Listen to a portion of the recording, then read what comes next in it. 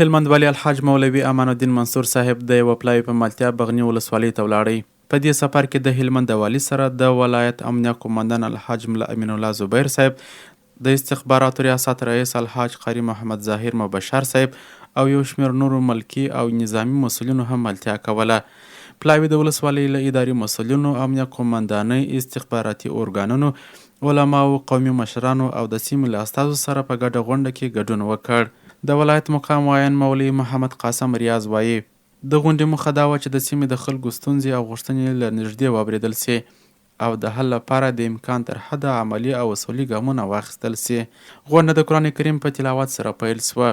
ورپسې د استخباراتو رئیس خپله وینا واوروله او د امنیتي وضعیت همغږۍ او د ولسي ملاتړ پر اهمیت یې ټینګار وکړ. هلمند والي الحاج محترم مولوي امان الدین منصور صاحب د یو لوړپوړي پلاوي په مشرۍ بغنی ولسوالۍ ته سفر وکړ او هلته یې د دې ولسوالۍ له مسؤلینو، علماء کرامو او قومي مشرانو سره په یوه ستره غونډه کې ګډون وکړ.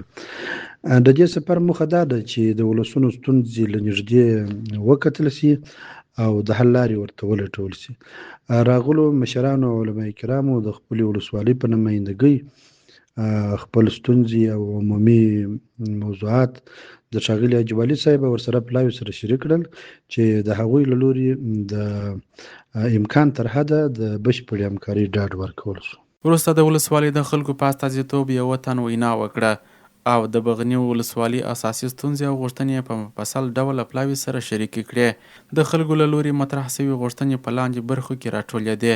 د بغنی ولسوالۍ د عمومي سړکونو اساسي او معیاري جوړول، د دولتي ادارو لپاره د معیاري تعمیرونو جوړول، د مخابراتي شبکو د پوښښ پراختیا او د سایټونو زیاتوالی، د روغتیا په برخه کې د ولسوالۍ په کچه د یوې لویې او مجهزې شفاخانې جوړول، د مرکزي جامع جومات جوړول، د بایومټریک تذکرو د ویش لپاره د سیار ټیم ټاکل، د دیني مدرسو جوړول او پراختیا، او همدارنګه د اوبو د مدیریت لپاره د چک ډیمونو جوړول.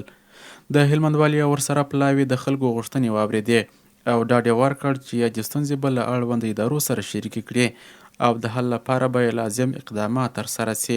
دوی همدارنګه د ولس او حکومت ترمنځ د همکارۍ پر پیاوړتیا ټینګار وکړ او له خلکو یې وغوښتل چې د امنیت، ثبات او پرمختګ په برخه کې له حکومت سره همکاري وکړي.